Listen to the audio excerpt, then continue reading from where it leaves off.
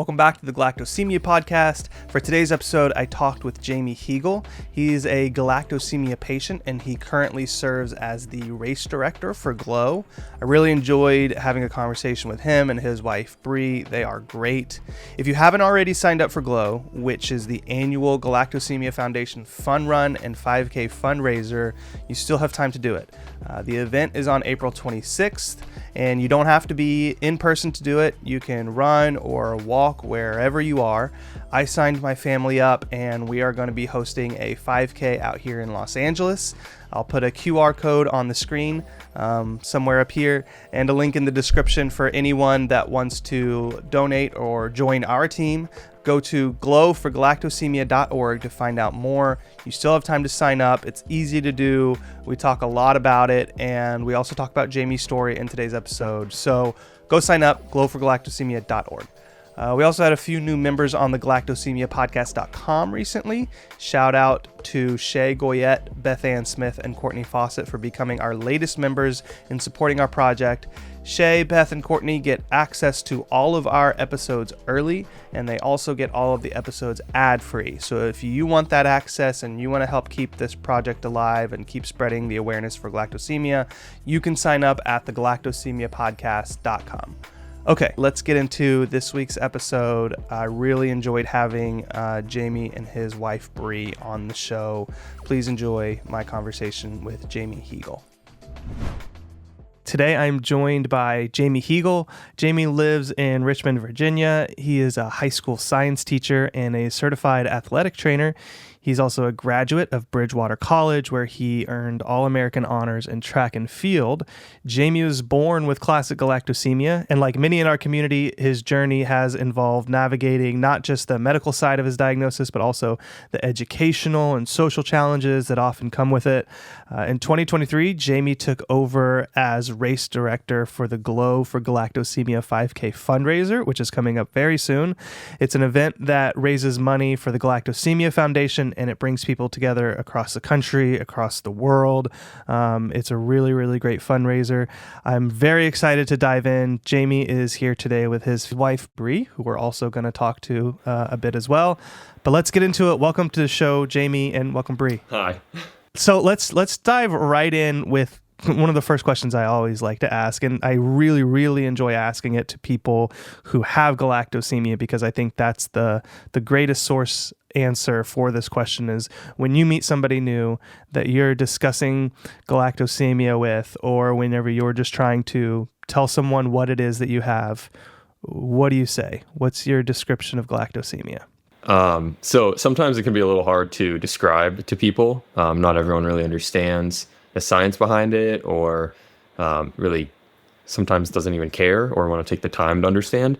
So typically I just start out with saying that it's very similar to lactose intolerant, except people with galactosemia have a deficiency and a lack of the enzyme that breaks down galactose instead of the enzyme that breaks down lactose. Pretty similar in a way, but galactosemia is more severe than lactose intolerant. And that typically allows people to understand it. And if they don't, I try to go into a little bit more depth and be specific about like what the different enzymes do and kind of how severe galactosemia is in relation to lactose intolerant. Yeah, that's interesting. You actually do bring up lactose intolerance, which is something that I typically try and steer away from. And from the other people that I've talked to, they typically try and steer it away from that too, because that tends to get equated so much with galactosemia. Yeah. But you find it helpful to keep it in there. I think it's just easier for people to understand it because everyone knows what lactose intolerant is, and most people haven't heard of galactosemia. And so if I'm able to bring up lactose intolerant, it kind of gives them kind of like a starting mark, right? They know what that is, so I can kind of build up upon that. Yeah. Everybody has their own way of talking about it too, which is really interesting. So give us a little bit of background about, you were born in Boston, raised in Maryland, and now you live in Richmond. What's your early childhood memories like of learning you couldn't eat cheese, and give us a little bit of background about growing up? I have a sister who doesn't have galactosemia, but she was always able to have dairy and things like that. So I don't really remember a time where my parents sat me down and talked to me about all this. It was more so, like I would see my sister eating things, and my parents brought me up on the basis of I can't eat that. And it was more, I like to think of it being a biology teacher, that it's more of like an innate learning pattern. I didn't really learn it necessarily. Obviously, I had to, but it just kind of was a lifestyle for me as opposed to something that I had to deal with or get through. I just kind of knew that I couldn't have these things, and I just grew up that way. Is your sister older or younger? She's older. She's about 5 years older than me. So when you were growing up, you didn't really know the reason that you couldn't have these things was because you had galactosemia. You just knew that you couldn't have those things. I imagine at some point, you obviously know you have galactosemia now. You're on this podcast. At some point, you were confronted with the fact that like you have this very, very ultra rare disorder. When did you figure that out, and how was that kind of approached? So, man, I don't remember what age I really learned that I had galactosemia. I guess I knew I always had to go to the doctors for things and get blood testing. And so I guess I just learned it naturally. And again, like my parents never sat me down and told me like, hey, Jamie, like you have this rare disease, X, Y, and Z. I think I just learned it myself. And at one point, my parents told me like, this is what is going on and everything. But I know I didn't really take anything harsh, right? I just realized like, this is what it was. Like I've always been this way. I can't have like dairy. I can't have cheese or anything like that. So it wasn't that big of a deal to me. I just knew that that's how my lifestyle is, and I've got to continue living that way. Yeah. Did you ever have the wish that you could have those things? Oh yeah. I remember my cousin and I, she would always like joke around with me about, oh my gosh, like if you could have one thing in this world, like would it be like cheese or milk? Like we would always go back and forth, kind of like playing these games, kind of. If I had one day left on Earth, would I have as much dairy products as I could, and things like that. Would you say yes? Oh yeah, all the time. Cheese pizza, like come on, cheese pizza with pepperonis, like everyone talks about how good that is. I love greasy pizza. Obviously without the cheese, but I would love to try that greasy pizza with cheese. Like that just. How do you get your pizza now? So I think like Papa John's has crust that is dairy free, and so I like to have the sauce. When I was younger, this is a different story, but it's relevant. In like high school, I would tell my friends that I couldn't have it, and so they got me a pizza that just had like a couple pepperonis, and they called it the Eye of Mordor pizza. If you've seen Lord of the Rings, the little eye that, that's on top of the tower. So that's pretty funny. And no, I don't have my pizza with just sauce and pepperoni. I like to add like banana peppers and spinach and all these other like veggies on top of it, to answer your question. Have you tried like any of the cashew cheese on it or any of that kind of stuff? Yeah. One of my friends, a couple like 2 years ago maybe, he made his own vegan pizza with something like cashew cheese on it and stuff, and it's pretty good. Yeah, I liked it. Yeah, I love those stories about, you're talking about like you and your friends growing up, and they, that you told them you couldn't have dairy, and they made you a Mordor pizza. Like what's that experience like growing up with friends, and like how does galactosemia kind of usually play into that? Like, do they all know about it? Do you guys talk about it? Do they care? Does it play into your relationships at all? Yeah. So I never come out of the gate with it. It's typically just learned eventually. Like if we go out to eat lunch or dinner, and they'll be like, asking me what I'm going to get. then I have to disclose, obviously, like, oh, well, I can't have dairy, I have this or a disease. And depending on how close I am with them, I'll go into more depth on what galactosemia is versus just kind of giving them like a flat, easy explanation, like we talked about earlier a little bit. But yeah, I don't come out of the gate with it. I just kind of, they learn about like who I am and what galactosemia is. And it's not a big deal. I don't really think it changes my relationships too much. Them knowing that I have galactosemia, that is. I mean, they know who I am, and that's me, right? Like, me having this rare disease doesn't necessarily affect who I am at all, you know? Doesn't define you. Yeah.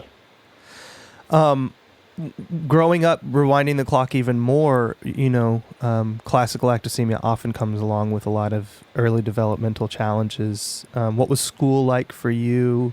Do you have any memories of any more challenging times than others? Yeah. So my parents did a lot of early intervention for me. Okay. What did that look like? Yeah. So being born in Massachusetts, I guess they were like, on the forefront of wanting to get early education for kids. And my parents did a really good job with finding tutors like after school and finding good private schools with one-on-one tutors to really help me. And so I remember coming home and there would be a tutor that would stop by after school, and I would run up to my room and play with my little toys, showing them like all the different toys I would have. And being a kid, like, the tutor's just going to have to go with it, but she would try to teach me everything that I was doing and try to relate it to school.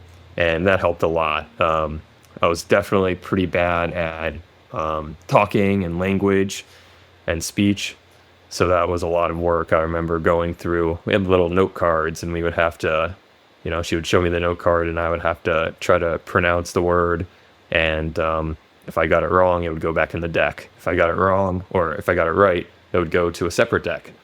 And so I'd keep going until I got all of them correct. So yeah, that was always fun. And how long did you keep up with that extra support? Well, when we moved out of Massachusetts, went into Maryland, I went into a different private school, and they had their own little time at school that was for one-on-one tutoring, and they did similar stuff. They helped me with math as well, because I was pretty weak in math. And when we moved to Richmond, similar situation, they had a really good like SPED program, and that helped me a lot, kind of having extra time and kind of focusing and rewiring my brain to read and write better and understand math much better than I did earlier. So I would say you guys really embraced the extra support of it all. Like you said, the interventions and the support of making sure that you, as much as possible, were staying up to speed with your peers. Yeah. Like, did you understand it at the time, or do you look back now and it was just a part of life that you thought like kind of just maybe everybody did, or like it was just how things were? Like, did you understand what that was all for? Yeah, I just remember knowing that this was what I had to do. I didn't necessarily realize, I guess, that everyone else had it maybe easier or maybe even worse. But I just knew that this is what I had to do to get through, and I may not have liked it. I remember in my middle school days with math homework, I would be at the kitchen table for hours just complaining, and some days it would be worse than others. And my parents would have to help me, but, I never really compared myself to other people. I knew my sister would go up to her room and do homework, and obviously being 5 years older than me, she had different set of skills, different classes and things like that. So I didn't really compare myself to her, and I don't ever remember comparing myself to other people either. I just knew that this was my lifestyle, and that's what I had to do to get by and get the good grades. Yeah, and your parents were pretty proactive too in that support. It sounds like not just like hiring tutors, but helping you with the math and like being hands-on. Do you remember them like really being proactive in that way? Yeah, for sure. Like obviously the tutors, but even if I struggled in math, they would do their best to help me. even if they didn't understand it, we would get extra textbooks or other resources that would help me understand how to do like a step-by-step approach for, say, this math problem, or even like geography or whatever class it was, having extra resources at home, or even having 2 textbooks, one at home and one for the classroom. And that helped as well. Yeah. And I remember you telling me earlier when we spoke that you dealt with, and maybe still with, I don't know, dyslexia, and there were social cue difficulties. Can you tell me a little bit about some of those struggles that from an early age you kind of had to work through? Yeah. So my parents have talked to me about the dyslexia. It's not that I necessarily have dyslexia. It's that I learn similarly to someone with dyslexia is how they explained it to me. Okay. I just learn a little differently than other people, and that's okay. As with the social cue issues, yeah, definitely probably like a bright and fun little kid from what I remember, but definitely a little awkward. And as I grew up, I'm still pretty awkward. As a kid, had a hard time making friends and starting conversations with people, and just being more outgoing than I could have been. Like I always had a hard time starting conversations up and continuing conversations, which is something I see now as well. Well, I mean, we're having a conversation right now, and I think it's it's a very normal conversation to me, at least. And so I'm sure that's taken a lot of work to get to the place that you are. And that it's not just a short journey of like, oh, I learned how to pick up social cues. Like that seems like a pretty long development to like get to a place where you feel comfortable in social situations, and like you said, keeping conversations going and stuff like that. Yeah, it was a lot. In middle school and high school, I have sustained the same amount of friends. Well, I guess I shouldn't say the same amount, but continued most of my relationships from high school, and they are my best friends to this day. So obviously they know who I am. They know my weird quirks, we could call them, maybe, that I have, and they know everything about me, and they've stuck with me. But even in college, moving out of my parents' house and trying to make friends myself, that was a lot of pressure on me. I felt like I remember the first day my parents left and I was in college. I was part of the running team, and like everyone gathers around together, but I was like, all right, I really have to push myself to make these connections with people. So I tried to find anything I could that could connect me with someone else. Specifically, there was one girl who lived in the same dorm as me, and she was moving all her stuff in. And I saw like a poster on her wall that had something to do with song lyrics for, there was like a 90s band. I don't remember what it was, but there was some song lyric, and I was like, oh my gosh, you like this band? She was like, oh, I don't know, I just like the sentence or the lyrics or whatever. And I was like, oh, cool. She was like, I didn't even know the song. But, I tried to find anything I could, because I realized like this is going to be hard. Yeah. Like it was hard for me to make friends in high school and sometimes middle school. So I really got to try to be outgoing now, since I have no support from anyone else. Like I don't know anyone. So I really got to try hard for this. But to even have the wherewithal to understand that you need to do that, to even have the the view that, oh, I'm gonna need to have to try hard, and these are some strategies that I could do that, like that kind of stuff is important too. Did you just learn that growing up, or did anyone teach you like, hey, if you're having a hard time connecting with someone, see if you have something in common with them, look and see what they're interested in? Like how did you learn to kind of develop that skill? Yeah, I think a lot of it was just more so learned through my experiences in middle school and high school, knowing that I had a hard time in middle school and a little bit in high school, just creating these relationships, and seeing other people connect in any way possible was what built our relationship. But I also vaguely remember conversations with my mom or dad before going to college about like, hey, like, if you struggle with this, here's some good ideas. I don't remember super specifics, but I remember like reaching out to one of my parents about that, and that helped a little bit as well. And then you mentioned running, that you were part of the run club. You started that in 8th grade, right? Yeah, I started running in 8th grade. I was pushed by a friend from middle school to run with him, and we weren't super close at the time, so I was like, okay, like I'll try it out and see where this goes. And I remember not loving it in the beginning, but I grew to really enjoy it and continue to run to this day. It's kind of stuck with me. So I really owe it to my friend in middle school, because he's the one who really awakened my passion for running. What's his name? Buck. Buck. Shout out Buck.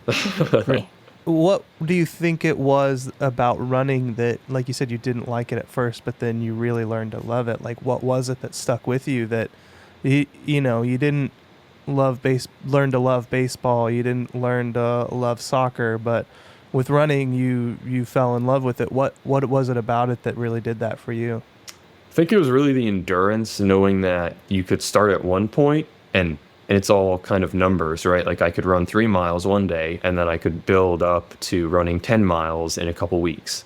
And I think I liked that aspect of like climbing the ladder a little bit, knowing that there is a starting point and I can get up to running more and more and more, or even with times, starting at running 8 minutes for my fastest mile, and I can see the clear goal of running 7 minutes as my fastest mile. I don't know, I guess just the number aspect of things, knowing that I can get faster and I can see that in one race. I think I really It's a very that. tangible way to see development. Because Exactly. in baseball, you maybe get better at swinging the bat and hitting the ball, but you still don't. It's not like you get up there and you hit it every time, or you can't really tangibly feel or see how much better you're getting. You get better incrementally, but with running, even if you get better incrementally, you see like, oh, I ran a further number today, or I ran a faster time today. Yeah, exactly. That's a really interesting point of view. Do you think that CG played a part in making you any more disciplined as an athlete or even as a student? Like, you live such a disciplined lifestyle as a person with CG. You have to. Does that translate into those other areas? I've never really thought about it, but, as you bring it up, probably, like, knowing that I can't have these certain foods and that I live by such a strict diet, it's very similar and correlates with running, because looking at like my weekly plan for running, I feel almost like addicted to hitting those times. I don't want to say addicted, that's a strong word, but like it gives me self-fulfillment a little bit. And that strict running regimen probably came from having such a strict diet at home, and even a strict like study regimen in middle school and high school, knowing that I have to get this homework done or I'm going to get a bad grade. So I have to do it. And I would just set those hours out to do it. Like regardless of if it's homework, like I have to read for an hour, or if it's running, I have to run for an hour. And I think that probably stems from maybe having a strict diet and knowing that that's just my lifestyle. Yeah, your lifestyle becomes very disciplined. And you mentioned like having that addiction is a strong word. I think it is, and it's a good thing. If you are addicted to those times every week or that plan, it's like, that's a really, listen, I lack discipline in a very big way, especially when it comes to exercise. And, if you are, like you said, addicted to seeing those numbers be hit every week, that can be a very, very strong willpower thing that you can lean on, and almost you can depend on your discipline because it's there. When you're not motivated, because a lot of us are not motivated, you fall back on your discipline, and that's a very, very strong skill for you. Yeah, I think that's a good way of thinking about it. How much are you running like on a weekly these weeks? So going into the running aspect, I got hurt a couple years ago. That was like biology is what the surgeon said. So I had to go through knee surgery, and they actually had to drill holes into my kneecap, which promoted blood to the outside of my kneecap, which healed, hopefully, the injury that I had. And so since then, my running has been decreased a lot, and I've been trying to get back into it. And I have a coach the past year and a half, has been helping me a lot with doing cross training. So we've been getting on the elliptical and the bike and finding soft surface for running. So in regards to just the activity of running, probably maybe 4 days out of the week, and we hit 40 miles a week, maybe close to 10 miles a day. Some Still days really longer good. than others. That's still a lot. That's Yeah. so much running. Yeah. Was the injury related to running? Did you develop the injury because you were running so much? He just said, literally biology is what the surgeon said. Our bones are coated with something called cartilage, which helps decrease friction when we have bone-to-bone contact. Okay. And that part of the cartilage on my kneecap fell off, and he didn't give me a reason. He knew I was a big runner. I had a pretty good relationship with the surgeon. I worked with him at the time, and when I asked him after the surgery, like, what can I do to make sure this doesn't happen again, and what could I have done previously to prevent this? He said there's not much he could have done, that this was just biology. So maybe. And as a related. biology teacher, you were probably like, let me take some notes. Yeah. Like, Exactly. hold on a second. Yeah, exactly. So I don't know if it's related to galactosemia or maybe my diet at the time was just poor. I'm not really sure. Interesting. Was going to ask, like, how do you manage nutrition, like, as a runner with galactosemia? Like, is there any trial and error? Are there things, because we're always reading ingredient lists when we look at nutrition to give somebody with galactosemia. Does that play a part in, like, running nutrition? Oh yeah. In college, that was a big problem. 'Cause you never know what they're actually making in the cafeteria. And again, it's hard to explain it to people. Mm-hmm. So you can say, oh, I'm just allergic to dairy. And some people will take that as eggs. And so then they say, oh, well, you can't have this, this, and that. And so in college, it was really tough. Nowadays, with my wife, she knows everything about it as well. And we obviously look at the ingredient list, but past couple months, I've been really worried about calorie intake. So that's something else I've been looking at, making sure I could be better at tracking my calories. But I try to, guesstimate how many calories I'm intaking, and I look at my watch to see how many I've lost on that run, and I try to make sure I'm at least on par with that number.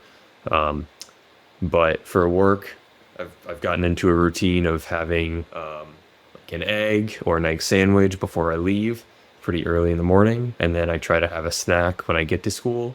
I have my lunch, a snack at the end of the day, go for my run, and then dinner. And before bed, I try to have something too.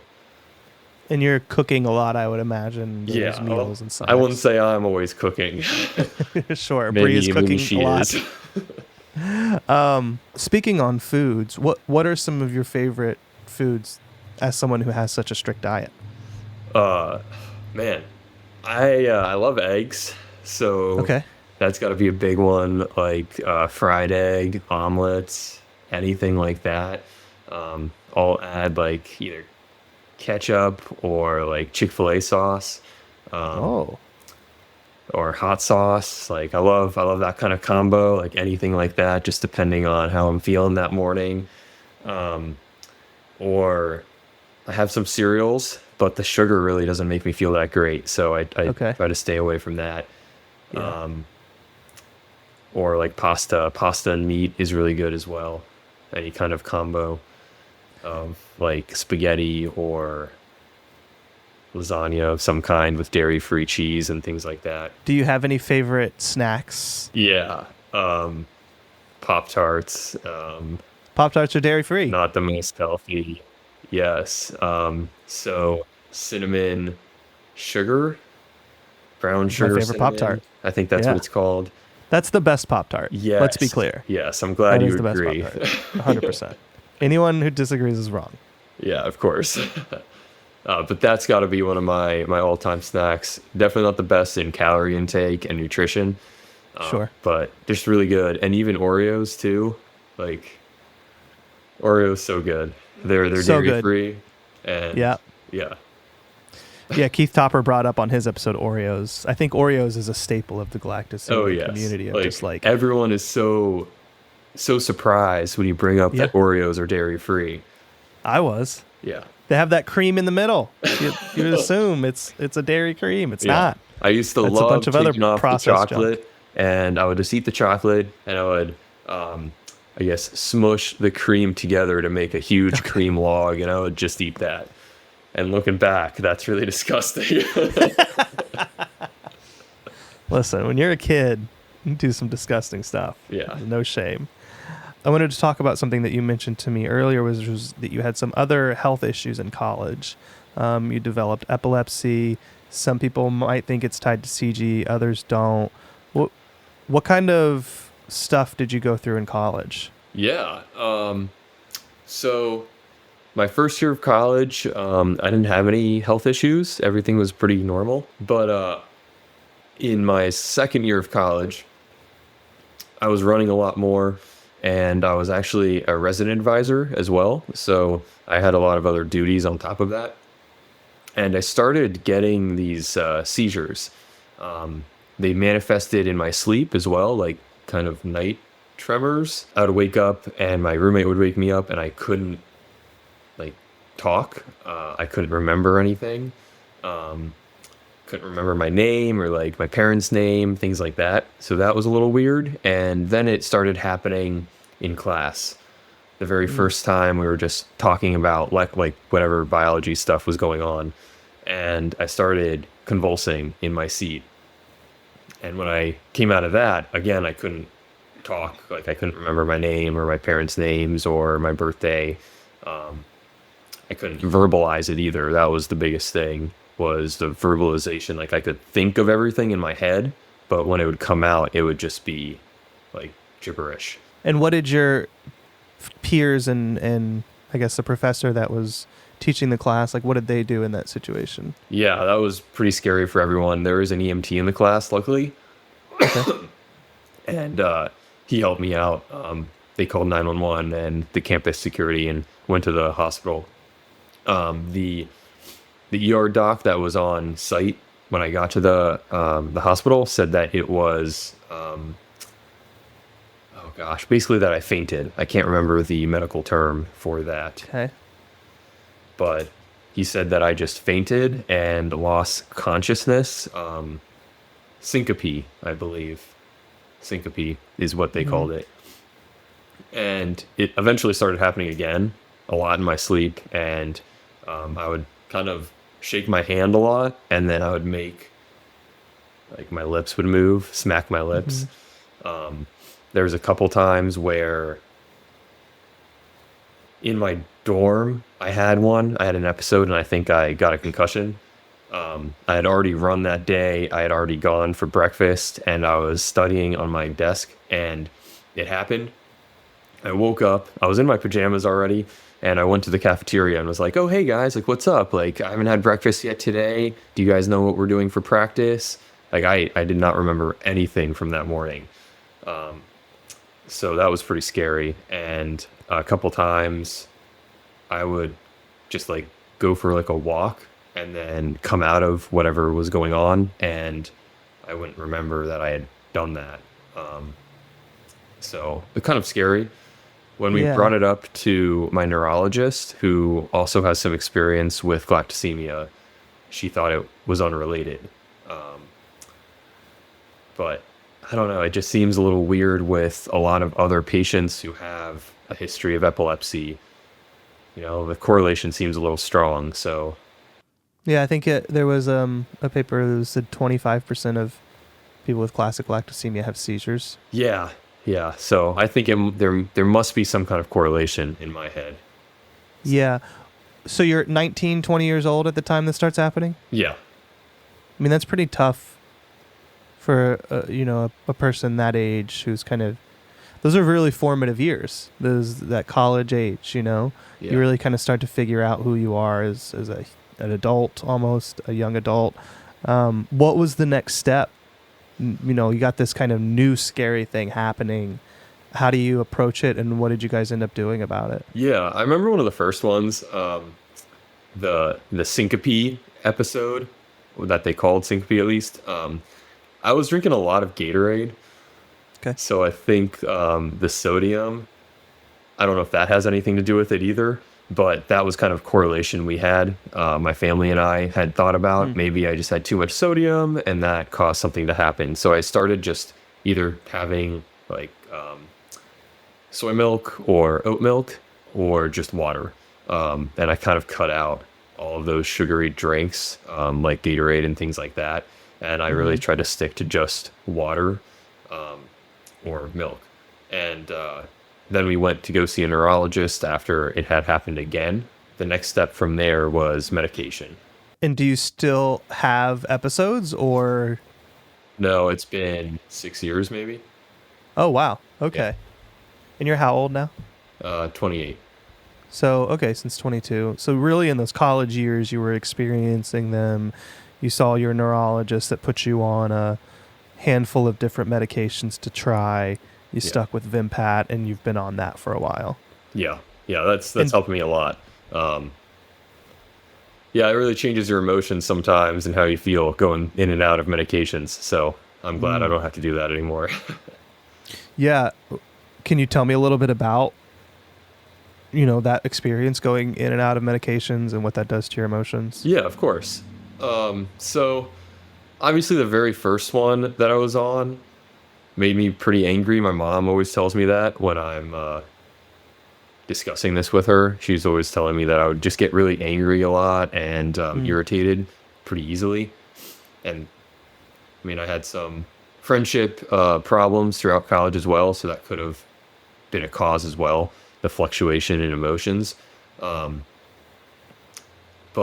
it just makes you really tired too, just adding the medications and taking that either twice a day or once a day. Either way, it really wears on you, and then you come off the medications because maybe it didn't work after a couple months, and you have to go back through that whole process of feeling tired and getting angry or sad, and it just wears on you, Yeah. I bet it does. Can hurt relationships. I know there was a time with Brie, we weren't talking a lot because she had graduated college and I was a year below her, and that's when I was having a lot of the medication testing, I guess, going in and out of the different medications. And there was a point where she was like, hey, like, we don't talk on you like a lot anymore. Like, I need to come see you more because you got a lot of stuff going on, but you just don't seem to be excited to be texting me or talking. So she would come visit me more often.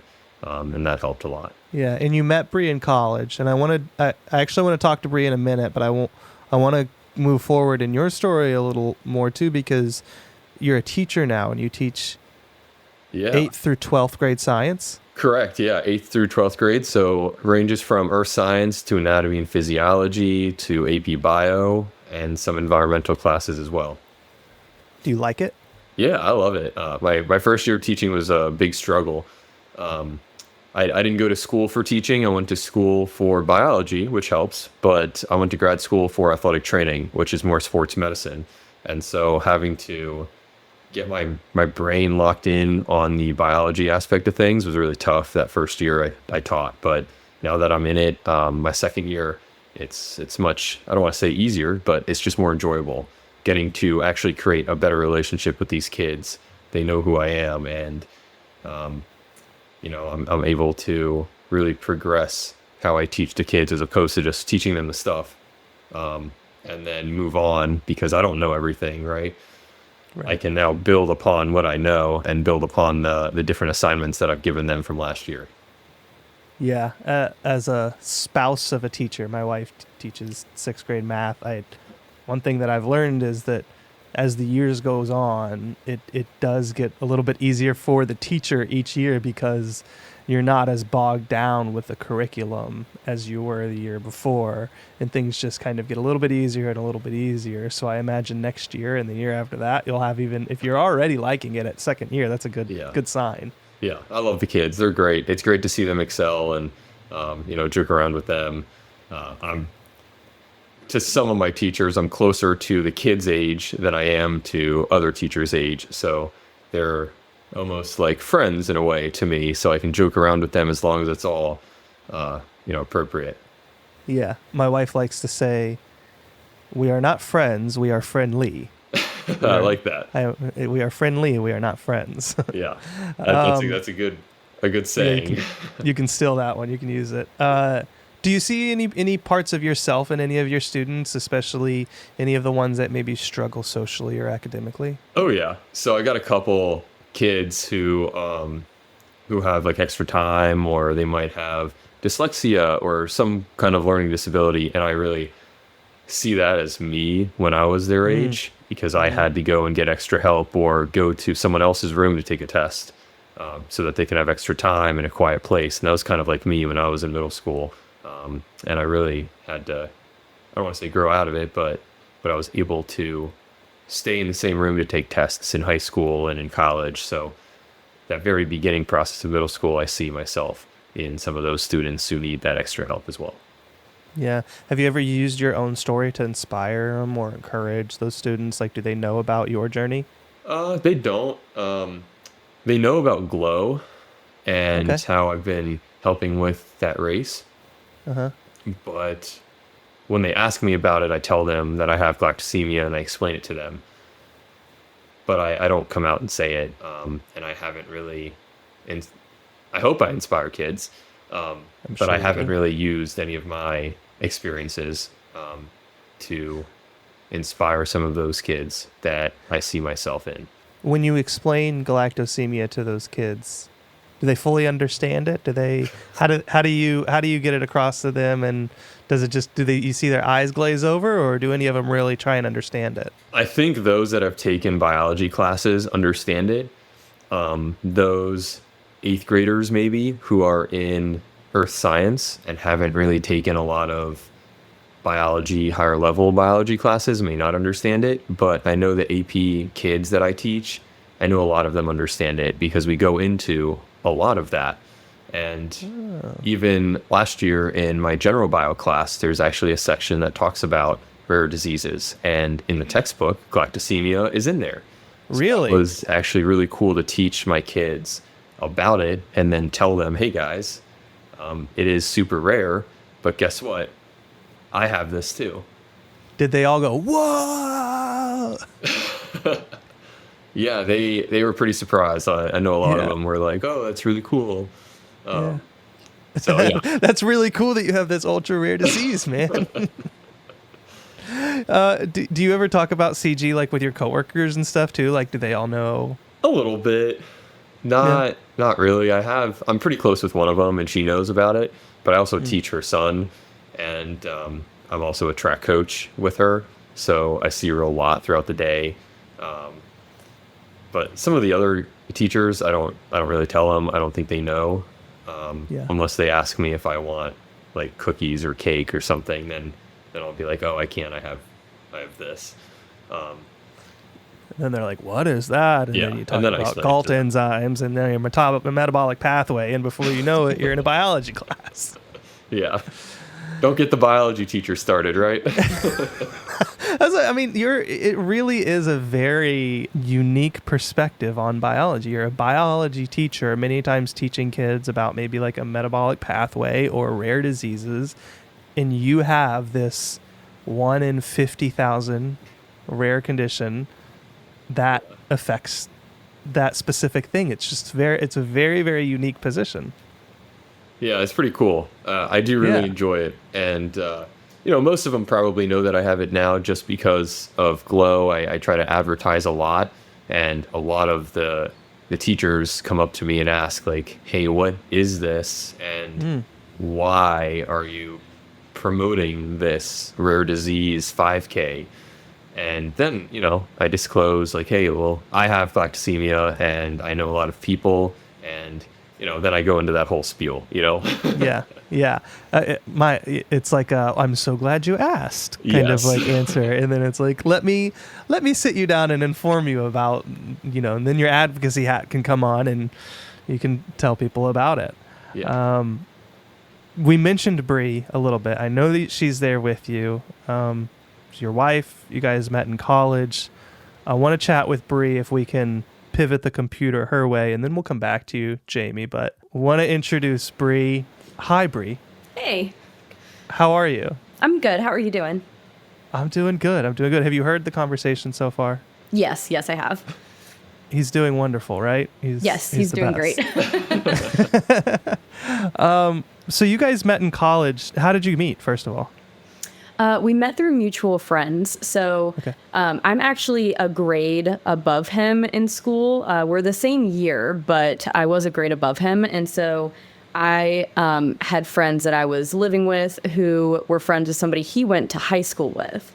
And we all went to the same college. And through her, we were all invited to kind of like a get together at her on-campus apartment. And I had like heard of Jamie. I had seen him around. People had talked about him. And then he came over and I was like, oh my God, I know him. And he's like, I don't know who you are. Who are you? And so it was kind of a funny start, I think, to our relationship. And I really think we kind of cultivated a friendship first before we started dating. Like we would go to this place on campus called the Eagle's Nest, and we would do homework and study and like sit across the table from each other and just chit chat while we did that. And then we hung out in other ways too. But I think we laid a pretty good like friendship foundation first and then started dating after that. Yeah, that's so important. Do you remember the first time that Jamie told you he had galactosemia and like what your reaction was? I don't know that I remember the exact like instance really. Sometimes it's hard to remember that kind of stuff just because we've been together for so long. For sure. But I do remember that in college, like once I was aware of it and knew about what he had going on, I think there was like a mixture of like, I kind of went with the flow of like kind of letting him take the lead a little bit on things because I didn't know a lot about it at first. But then once I learned more, I think I'm a very protective person. I'm very outspoken, I think. And sometimes there would be instances where like he maybe didn't feel comfortable telling people what he needed or like I can remember, for example, in our dining hall, he had already spoken, and like his parents too, to one of the managers of the dining hall. And they had assured them, like, yes, like we have dairy-free alternatives. We can, accommodate him in any way. And they had this thing called late night where they would make breakfast foods in the evening. And we went and they were making pancakes and stuff. And Jamie had asked if they could make him some dairy-free pancakes. And was like, no, I'm not doing that. And he was just going to be like, okay, that's fine. Like, no worries. And he went and sat down and I went, no, that is like not okay. So I went back over and I was like, hey, so the manager said that you guys can make dairy-free pancakes. Y'all have the dairy-free milk. I know you do. We can see it. We would really appreciate it if you actually did that. Like it's not just an allergy. Like he cannot have dairy. And I think I embarrass him sometimes when I do that, but it's so important to me that he like can enjoy food like the rest of us without it like killing him, 100%. I mean, I think that is like so relatable to anyone who has a loved one who has galactosemia. Mm-hmm. And I think my son's going to be like this in a lot of ways too, where like I'll probably embarrass him and like I will make a server ask if they're cooking this thing in butter and like I'm going to need to know the answer. And because you're right, like I love him, you love him. We want him to enjoy these things that we enjoy. Right. And the thing is, they can enjoy these things if other people would just go the extra mile and do a little bit more. So I'm super glad that he has you to embarrass him in those ways, even if he's not.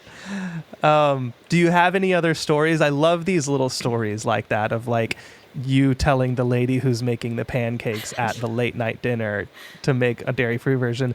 Can you share any other stories where maybe just like you've seen galactosemia come to life in your relationship, out in public, and in anything really? Yeah, I know I have a couple that are like coming to my mind right off the bat, but I know that anytime we find a restaurant that is very like allergen friendly, has a lot of like alternatives, like First Watch. I don't know how big of a chain that restaurant is, but it's in several places here in Virginia. They have like a little QR code on their menus where you can scan it and you can look through all of their ingredients, all of their nutritional facts. That's great. And there's a restaurant we recently discovered here in Roanoke where they have pizza where they can do dairy-free cheeses on it, and they can make it just like all of the other ones, just with the dairy-free cheese. But it's not a chain place. It's like a local restaurant. And so anytime we find places like that, I get super excited for him because I'm like, yes, you get to enjoy this just like I do and not have to like really worry about asking a whole lot of questions, because that's part of their thing, is that they are friendly towards people who can't have those sorts of foods. And then I know with our wedding too, we have, I think we got it from the Galactosemia Foundation. We have these like cards that have it split in the middle, and one half is like foods you cannot have that you might see on the label for like ingredients that you want to like stay away from. And then the other side is these are things that you might see that you can have and that is okay. And if it's in the ingredient list, you can have it.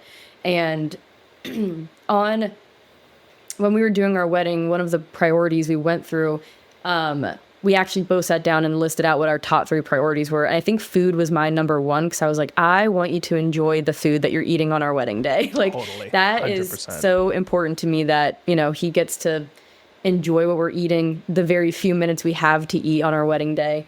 And we sent them the card so that when they were buying the products that they were going to use for the food that we had for our wedding, they had the list. They didn't have to ask too many questions. We could just be like, reference the list. And as long as none of that stuff is in there, you should be good. Like, it's pretty comprehensive.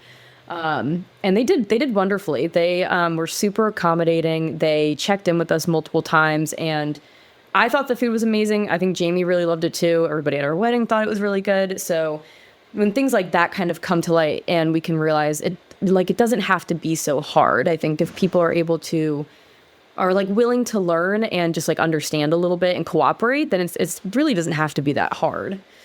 Yeah. And I think most people in most companies, restaurants, cooks, whatever, are willing and open. And I think, you know, I don't remember which conversation I was having, but somebody previously was kind of saying like, you stay, if you find a restaurant that you really like, you keep going to that one. Like, you gravitate towards the people that are open. Mm-hmm. And if you come across somebody that's like not open or is like, nah, I'm not doing that, then it's like, okay, like, I'm not going to be coming to your restaurant. I'm not going to be using you as the caterer for our wedding or whatever. And you just continue to like build these relationships and these communities with the people who you know are willing to learn and accepting and open. And that's super, super important to gravitate towards that, because then you can just kind of grow and grow and grow and grow. And all of a sudden you have these restaurants that, you know, or you just know you're going to go to because they're friendly for him. Mm-hmm. Yeah. And something funny that he does too, he will also sometimes like, he'll have something that's like a dairy-free, like it could be like a chocolate bar or like a brand that does like dairy-free like cheese slices, and he'll have me try it to see if it compares to like what the dairy version of it is. And I always find that funny because before meeting him and being with him, like I could not conceive of a life without dairy. I love dairy. I eat lots of dairy. But now, you know, having been with him for years, that's like something that he does sometimes. And honestly, there's a lot of really great alternatives. Like, there have been a few times, I think most recently Hershey and Reese's came out with dairy-free options. And honestly, they taste exactly the same to me. I think they're really great. Yeah. I was going to ask you, what are some of the standouts that you found along the way that are like, I mean, these are just the same. Yeah, the Hershey's bar that they came out with, I don't know if they do a regular one. I think the one that you get has almonds in it. But then there's a dairy-free Reese's cup. I think it tastes exactly the same. Oh, wow. We also use the Daya dairy-free cheeses in our dinners quite a bit. And depending on like the way you're making things, the melt factor of the cheese can be kind of strange. But I've found a few recipes where I've been able to get it to melt down really nicely, and it tastes good to me. I have no qualms with it at all. So he's not really missing out a whole lot when we're using those products. Yeah. I don't know if you have a Trader Joe's near you, but we Trader don't, Joe's unfortunately. If you're in a place with Trader Joe's or you visit one, there's a lot of dairy-free options actually at Trader Joe's. They do a really good job of just creating dairy-free products. So it's really nice to find those things that you're like, these are really delicious and dairy-free. Mm-hmm. Yeah. I think my favorite cooking product that is, because I like to cook, which is what he was alluding to earlier. But Country Crock does a dairy-free heavy cream, which is great for me because I love pastas and he likes pasta as well. So we can do nice, like kind of creamy sauce pastas. That's and great. Not have to worry about it having dairy in it.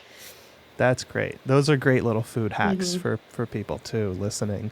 So when you learned, Jamie has galactosemia and you started, you're in a relationship with him and you really, it's important that you know about classic galactosemia. How did you go about learning more about it? How did you kind of dive into that world, if you did at all? Yeah, I think I mostly just learned through him. Like, I think I asked him a bunch of questions. I think there were a few times where I kind of like Googled some things. Certainly when we would be like out and about, at like restaurants or like the grocery store and things, I would sometimes look things up and be like, I remember specifically looking at, I think it was Nestle Toll House had put out like a new like allergen-free chocolate chips. And I just wasn't sure about, I think it was cocoa butter was the ingredient. And so anytime something like that kind of comes up, I will try to do any research that I can on it. But I think a lot of the stuff that I learned was really through Jamie.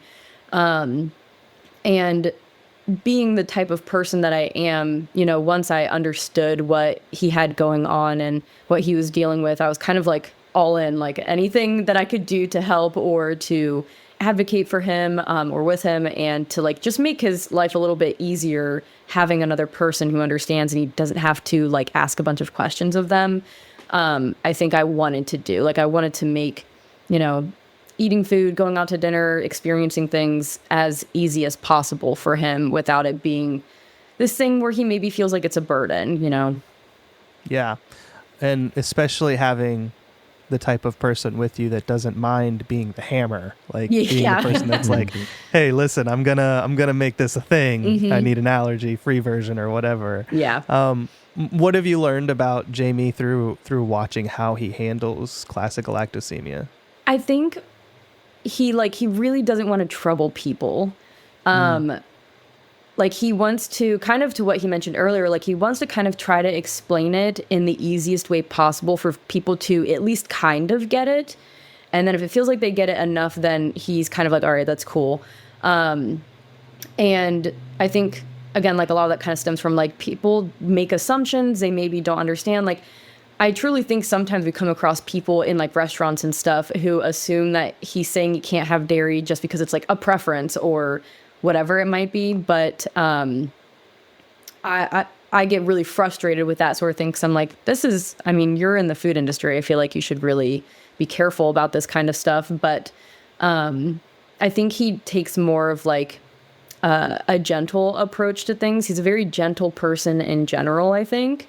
And I'm kind of like I said, like the more outspoken one. But I try to, for the most part, I try to let him kind of like take the lead because it's his life. Like he's, the one who lives with it and is one that's got it, something that he has to work through every single day. So when we go out to dinner and stuff, I, let him say what he wants to say. And if the person's maybe really not getting it or causing us to have problems, maybe then I'll say something. But sure, I usually try to let him kind of take the lead because I don't want to step on his toes, and he knows what he's doing. It's really only if we've got somebody who's kind of like a troublemaker on our hands. Yeah. I'm like, all right, I'm stepping in. Bring out the big guns. Yeah. Yeah, Jamie seems like a very, like you said, he's very kind and gentle and humble too. Yes. What what do you want people to know about Jamie? Not just like as someone with CG, but just as a person. Like, who's the person that you want people to see and know and that you married? Probably just how like dedicated he is as a person. Like, and you guys talked a little bit about that, just kind of the lifestyle, almost creating or facilitating that sort of thing. But like when he puts his mind to something, he's all in, he's going for it. Like I even think about doing Glow with him last year, and it's a lot of work, honestly. Like truly props to Brittany for doing everything she did for all those years, because it's a lot. But Jamie really, I think, worked hard to make it happen, to get it started here in Roanoke. And I think that is something that is shown throughout lots of aspects of his life. Definitely his running, I really wanted him to say it earlier to you when you guys were talking about it, and he didn't, so I'm going to bring it up. But he literally just ran a race on Friday night, and he did a 5K, and his time was 15:17, which for a 28-year-old, I feel like is amazing. Like, he's running with freshmen that are like 18, 19 years old, and That's he's insane. still like up there with some of those, like, he was running with D1 runners, so. That's crazy. Yeah, that's like the humility piece that you were talking about. Like he's not going to bring up that stuff, but I'm like, listen to this. You have to hear about it. and rightfully so. I mean, that's yeah. You should be proud of that. Yeah. Yeah, he's a very humble person, very dedicated, and truly, just like you mentioned, like one of the kindest people I have ever met. All of my friends really love him. My parents adore him. Like way before we got married, my parents were like, this is our son. Like, he's part of the family. That's awesome. So I have yet to meet like anyone close to me in my life who has not loved Jamie very quickly. Oh, that's amazing. And I do want to talk about Glow. And so maybe we can, this is a good pivot point to talk with Jamie about Glow. We mentioned you took over Glow as the race director last year. It's coming up. When this comes out, it'll probably be, depending on when you're listening to this, very soon. When did you first hear about Glow? And I know you spoke at a virtual event, and then you were asked to take it over. Like, talk us through that experience for you. Yeah. So I remember hearing about Glow, I think in college. My parents signed me up for the virtual race at the time, and I just remember it being cold out, and we had long sleeve. One of the T-shirts that they had was a long sleeve shirt, and I was living in Maryland at the time, and I just went out on the canal that they had and ran in my shirt, and my parents went on a walk, and we took pictures and everything. But I didn't know much about it. I just knew that it was a big fundraiser, and we're just trying to get as much money as we can and support the community. And I thought that was great, knowing that there are other people, outside of where I am and outside of just a few people that I've connected with on Facebook that are going to support this, and that there is a family out there that is, controlling or, really directing this huge fundraising event for our small community that we have. Yeah. What was your first thought when Brittany asked you to take it over? So yeah, she reached out to me and a few other people, and in my head for at least a year or so before she asked me, it's something that I had wanted to help her with. I'd always wanted to be involved in, like 5K events and directing 5Ks or like marathons, whatever it may be. And so when she reached out saying that she needed help with it, I was like pretty jazzed about it. I was like, yes, like I can have a small role in helping with this 5K. And little did I know that small role turned into directing the whole thing in my hometown and where I live and everything. So, I'm not disappointed at all. This is something that I've wanted to do for a long time. And like Brie said earlier, like props to Brittany for creating this whole thing from the ground up and doing it for so many years on her own with her family. It takes a lot of time and a lot of space as well. Like you have to find the sponsors, and you have to find the venue and ship everything out to everyone. Like there's a lot that goes into it. And luckily for me, Brittany had had the foundation already, so I didn't have to do a lot. And yeah, it's been a great process so far, the first year and even this year. Still have a lot of work to be done for this year, but yeah, I love doing it. Brittany deserves a lot of credit for building it and doing it. And if you haven't listened to Brittany's episode, she was episode 9, I believe, of the Galactosemia podcast. So she tells a story about how she started it, why she started it, what it was like in those first few years. It's very inspiring. And I mean, she's an inspiration to all of us in the community of just like how, she had this idea for Glow when her third baby Ansel was born and was 4 to 6 weeks old, and she was like, I'm gonna do something. And it's like to be able to have that foresight when your kid is 6 weeks old, to be like, I'm gonna create a race, and it has turned into this giant thing. It's really, really amazing. What are some unexpected challenges that you've faced as a race director with logistics and turnout and fundraising and all these things? Like, what are some of those challenges that you've seen come up? I mean, I didn't really realize how much went into doing something like this. And again, a lot of the work has been cut out for me because Brittany had started it already, and she has a lot of the connections already established. So, I say that it is a lot of work, but it could be more if this was something that I had to build myself. So thank you again to Brittany for all of that, every work that she had already done. But some of the challenges that I've experienced is looking at the budget and trying to figure out, all right, I need to allocate this amount of money to X, Y, and Z. And then even advertisement. I am so bad on social media, and I am so bad at advertising for the race that's a big priority that I've put on myself for this 2025 race, that I need to post on social media, send out emails, a lot of flyers throughout the city that I'm in, and really engaging in the communities that I am in. So when I first got ready for this year's race, every class that I had, I would post the run sign up link up on our smart board that we had, and I said, hey guys, you guys should all sign up. And then I printed off little flyers and I put them in every single teacher's mailbox, and I gave out the remainder to other students in my classroom, and I got a couple people signing up, and that was pretty exciting. But that's something that I've really prioritized, and that was a big hurdle that I found for last year that I'm trying to really just get over, because I'm terrible at advertisement.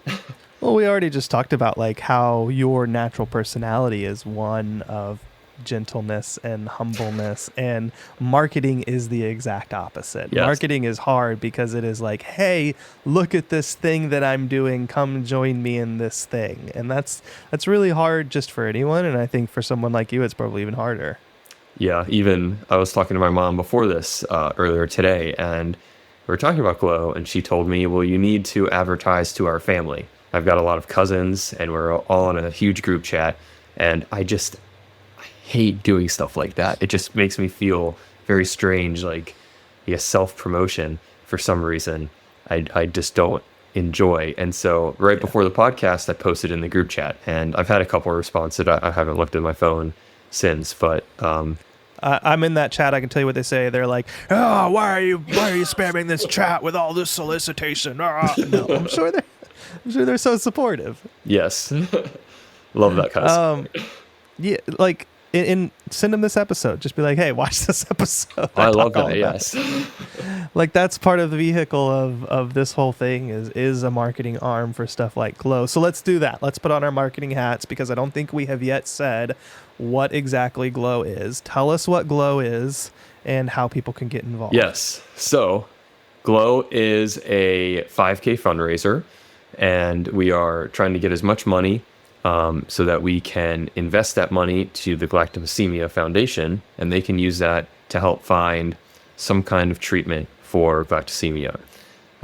It's a big event that's also a way that we can, increase awareness for galactosemia and also just get to know each other, right? I have been in contact with a couple other patients with galactosemia, And that happened through Glow before I was the director.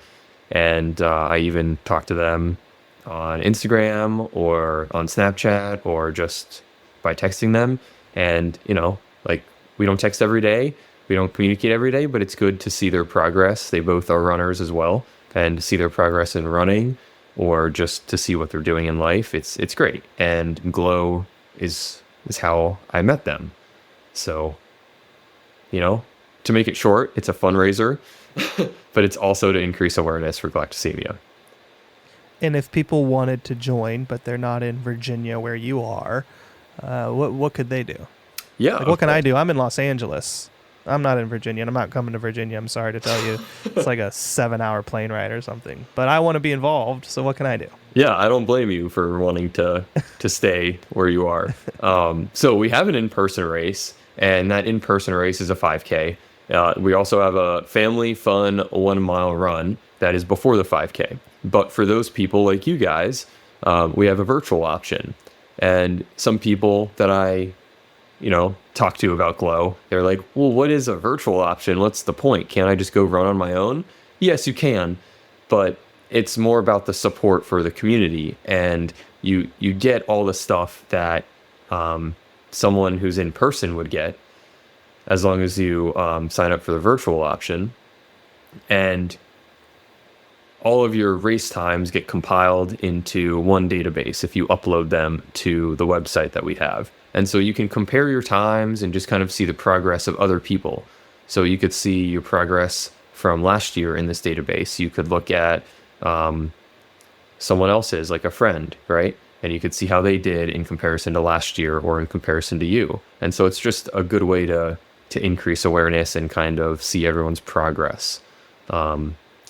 You're also able to meet new people this way as well, which is, I think a big opportunity for people like us. Yeah, and I think there's all that cool race stuff, but like you said, if someone's looking for a reason of like, well, couldn't I just run myself?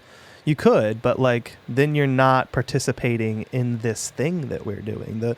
The joy of participating and paying your $26 or $30 for your registration fee and getting the packet in the mail and being a part of this thing that's happening on this specific day that is part of our community, our very, very small community that's all affected by this very ultra rare disease, is a really rewarding thing in and of itself. You get to be a part of this thing that we're doing. And it really has become a staple of the community that Brittany set up years and years ago and has grown to how many people registered last year? We had 500, I believe, pretty close to 500 people. So let's get to 750 this year. Let's get to 1,000. Let's jump in and register. It doesn't matter if you're in Dubai or Germany or Texas or Virginia or Los Angeles or anywhere. You can sign up for this glowforgalactosemia.org, go to the website, sign up, and do a little, even if it's just a fun outside walk, just get out there and support the community. Yeah, exactly. And even with like galactosemia patients who run, this has been shown, just for me and for other patients, I've been told at least, that the running aspect and the active lifestyle has actually helped improve some of their cognitive ability as well. And I think that's super important for people to realize that it's also a healthy activity, and it can maybe even benefit galactosemia patients to help with their progress. Yeah, I think like you said, the active lifestyle is a huge, huge thing for people with galactosemia. Dr. Van Kalkar, who is one of the leading nutritionists in the galactosemia space, did a webinar with the Galactosemia Foundation a few days ago as we record this, and she mentioned how important things like running and weightlifting, just an active lifestyle, how important that can be for bone health and for, like you said, even just the development of your mental aspects and all that kind of stuff. It's all together. And so having a reason like this even if you don't have galactosemia, having a reason to go out and run is probably a good thing. Yeah. But specifically in those that do. So it's a good thing. I want to talk through just kind of your long-term vision for your role in the CG community, maybe what you want others to understand about life with CG, as we kind of zoom out to a 30,000 foot view, what's next for you and for Glow, just your final thoughts and that kind of stuff. Yeah. Man, so I love being a part of the community, and I love helping in any way possible. And I think Glow is the way that I'm able to help. As for like a long-term vision, something that I've thought about for a while, a couple of years now, is maybe having some kind of galactosemia running group, like a team of some sort, to again increase advocacy and awareness of galactosemia, but also to connect patients. Right? Not a lot of patients have met other patients. It's such a small, rare disease, an ultra rare disease, as some people call it. And I think having some kind of support group or running group, or we could call it a team, could be really beneficial, improve and increase an active lifestyle like we have discussed already, but also just connect patients together. I think that would be great. That's something that I've thought about for a while. I love that. I think that's like a really, really good idea. I think like having the more little groups that you can have that kind of activate in that way, the better. Whether it's a book club or a running club or a podcast, like I feel like our community, everybody has specific skills that they're good at, and being able to capitalize on those skills and go like, well, who else in the community has these skills? Like who else in the community is a runner or wants to be a runner or wants to just learn how to run a little bit better? You're the person to link up with. Yeah, exactly. I think that would be awesome. Something awesome that we could try to do at some point soon. I think we could really benefit a lot of people doing something like that.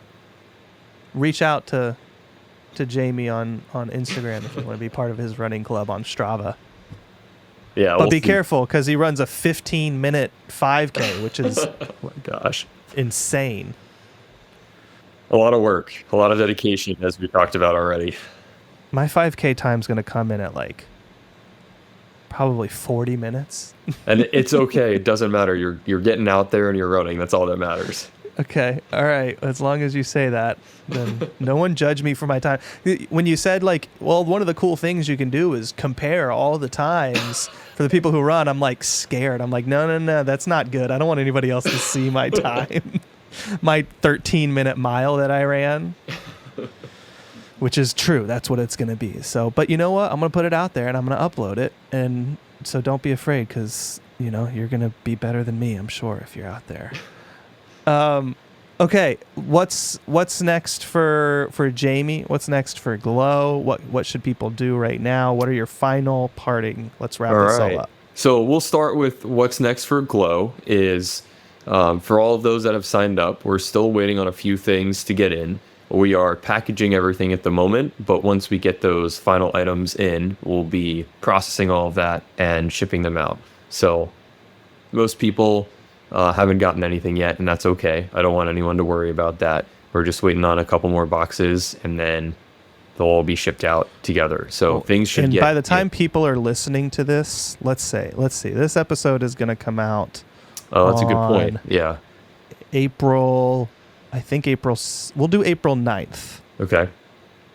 So people still have 2 weeks to sign up? Yeah. When's the last day they can sign up and still get all the packet and everything? I would say shoot for a week and a half before the race to sign up and then get everything. But that's pressing it a little bit. 2 weeks for sure. You should get everything. But if you hit that week and a half point and you're signing up, you may not get it in time. Okay, so sign up today. If you're listening to this, just pause this episode real quick. Go to glowforgalactosemia.org. It's in the description. You don't even have to do that much. You unlock your phone, you go to the description of the show, and you click glowforgalactosemia.org, and you sign up. It's super, super easy. What else? I would say any help that we can get from anyone in different states is always helpful. Obviously, just shoot me a message, email, phone, whatever you have. What kind of help do you need? Well, I'd love to have some kind of representative in each state that we can send packets to, and then they can break those packets down into just the smaller areas. If you are doing a local 5K or bowling event or whatever event that you decide to do in relation to Glow, we'd love you to contact us, and then we can maybe ship out all of those packets from that state, or all of the packets from those people that have signed up that will be attending your event, and then they can hand those participants the packets themselves, if that makes sense. That's really, really great. And how would people reach out to you if they want to be involved? I've got my email on the Glow website, and you can even just contact me on Instagram. If you haven't followed my Glow for Galactosemia _VA Instagram account, go and do that. Been trying to post more often. And you can get up-to-date information that way. You can contact me, direct message on that platform as well. Interact, get involved, reach out to Jamie, connect on Instagram, sign up for the race. April is a great month to really just focus on Glow, I think, especially in the Galactosemia community. I think it's really good to have these kind of shining lights to build towards. And Glow is April 26th. That's a Saturday. And if you're listening to this on the day it comes out, that's 2.5 weeks from now. So you've got time still, get your team together. And what that looks like is just hit up people around you and see if they want to do a 5K run with you. And if they do, you send them the link, you have them sign up on your team, and it helps raise money. It helps raise awareness. It might start a conversation of oh, what is galactosemia? Well, let me tell you about galactosemia. My kid has it, da-da-da-da-da. And all of a sudden the ball starts rolling. So it's all for a really good cause. Please go sign up. If you've already signed up, send the link to somebody else that should sign up, and get involved. And we're going to have this race. Jamie, thank you for sitting down with us and talking and telling your story and giving us some insight into your life. And tell Brie we said thank you as well. It's been a pleasure to have you on the podcast. You're welcome back anytime. Thank you. It was great being on the podcast, and it was great talking with you today. Yeah. All right. We'll talk to you later. Thanks, Jamie. Bye.